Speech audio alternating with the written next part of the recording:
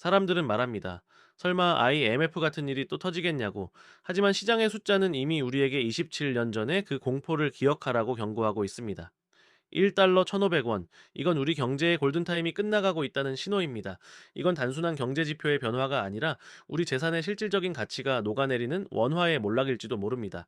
도대체 왜 이런 일이 벌어지고 있는지, 그리고 이 숫자가 우리 삶을 어떻게 위협하고 기회를 주는지 지금부터 아주 쉽게 하나씩 풀어보겠습니다.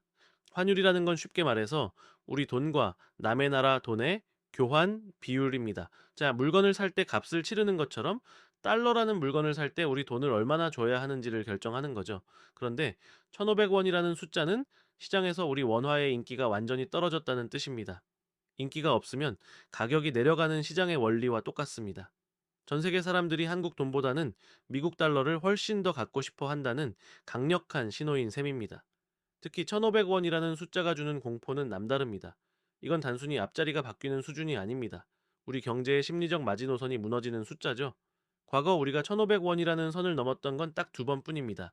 나라가 망할 뻔했던 1997년 IMF 외환위기, 그리고 전 세계 금융 시스템이 마비됐던 2008년 글로벌 금융위기 때였죠. 즉, 1,500원은 우리 경제에 대형 사고가 터졌음을 알리는 일종의 재난 경보와 같습니다. 그렇다면 왜 전 세계 사람들은 우리 원화를 외면하고 달러로만 달려가는 걸까요? 가장 큰 이유는 금리 차이 때문입니다. 돈은 성격상 이자를 조금이라도 더 많이 주는 곳으로 흘러가게 되어 있습니다. 미국은 지금 자기네 나라에 돈을 맡기면 이자를 아주 많이 주겠다고 유혹하고 있습니다. 그런데 우리나라는 왜 미국만큼 금리를 올리지 못할까요? 바로 1900조 원이 넘는 가계부채 때문입니다. 금리를 섣불리 올렸다가 대출로 집을 산 영끌족들이 이자 부담을 이기지 못하고 무너질 수 있기 때문이죠. 미국을 따라가자니 국민이 죽겠고, 안 따라가자니 달러가 다 빠져나가는 그야말로 진퇴양난의 상황입니다. 여기에 기름을 붓는 게 바로 우리나라의 경제 기초 체력입니다.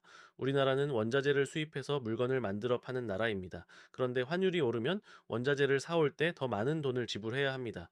외국 투자자들 입장에서는 한국 기업들이 돈을 못 벌 것 같으니 한국 주식이나 채권을 팔고 떠납니다.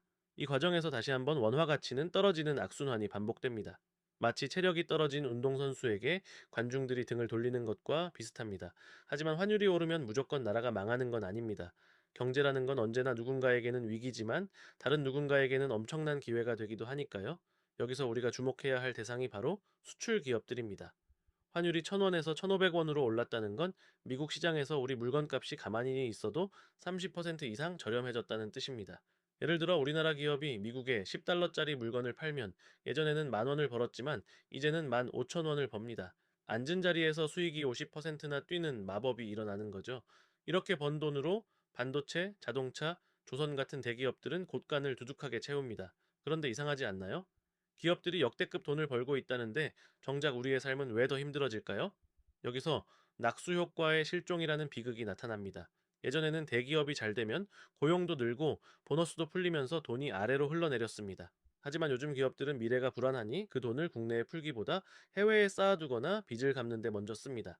기업의 잔치는 그들만의 리그로 끝나고 서민들은 그저 물가 폭탄만 맞게 되는 겁니다. 서민들에게 고환율은 그야말로 보이지 않는 세금입니다. 가장 먼저 터지는 건 기름값입니다. 우리나라는 기름 한 방울 나지 않아서 100% 달러로 사옵니다. 국제 유가가 그대로여도 환율이 오르면 주유소 가격판의 숫자는 춤을 춥니다. 이건 단순히 차를 모는 비용의 문제가 아닙니다. 트럭 기름값이 오르면 물류비가 오르고 결국 퇴근길 10,000원짜리 한 장으로 든든하게 먹던 제육볶음이 13,000원으로 오르는 결과를 낳습니다.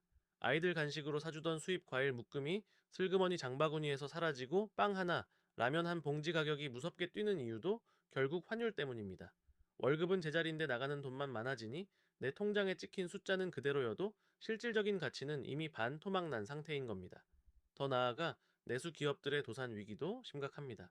해외 부품을 들여와 국내에 파는 중소기업들은 환율 때문에 재료비가 감당이 안 되어 문을 닫기 일보 직전입니다. 기업이 흔들리면 일자리가 위태로워지고 이는 곧 우리 가족의 생존 문제로 이어집니다.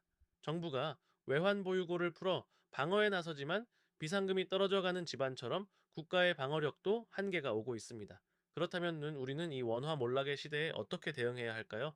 단순히 겁을 먹고 가만히 있을 때가 아닙니다. 첫째로 원화 편향성에서 반드시 벗어나야 합니다.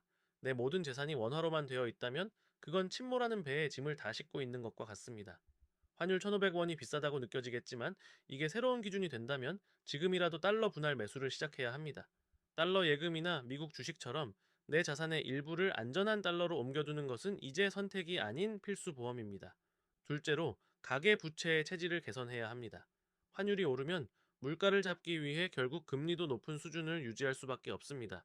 지금 내가 가진 대출이 변동금리라면 고정금리로 갈아타는 것을 진지하게 고민해보고 불필요한 과소비를 줄여 현금 보유 비중을 높여야 합니다. 나중에 정말 좋은 기회가 왔을 때 그 기회를 잡을 수 있는 총알을 준비해두는 인내심이 필요합니다. 셋째로 사회적 목소리를 내야 합니다. 정부가 외환 보유고를 투명하게 관리하고 있는지, 기업들에게만 유리한 고환율 정책을 펴는 것은 아닌지 관심을 가져야 합니다. 환율로 인한 기업의 이익이 우리 사회의 고용과 복지로 적절히 순환될 수 있도록 정책적 감시를 게을리해서는 안 됩니다. 이건 우리 모두의 숙제입니다. 1,500원 환율은 우리에게 이제 과거의 방식으로는 살아남기 어렵다는 마지막 경고를 보내고 있습니다. 누군가는 공포에 질려 눈을 감을 때 누군가는 냉정하게 세계 경제의 흐름을 읽고 새로운 지도를 그립니다. 여러분은 어떤 길을 선택하시겠습니까? 오늘 함께 나눈 이야기가 여러분의 소중한 자산을 지키고 거친 경제의 파도를 넘는데 작은 이정표가 되었기를 바랍니다. 이 내용이 여러분의 경제적 생존력을 높이는 데 도움이 되셨다면 구독과 좋아요로 함께 해주시기 바랍니다. 여러분의 관심과 응원이 제가 더 깊이 있고 유익한 분석을 준비하는 가장 큰 힘이 됩니다. 앞으로도 여러분의 지갑을 지키는 든든한 파트너가 되겠습니다. 시청해주셔서 감사합니다.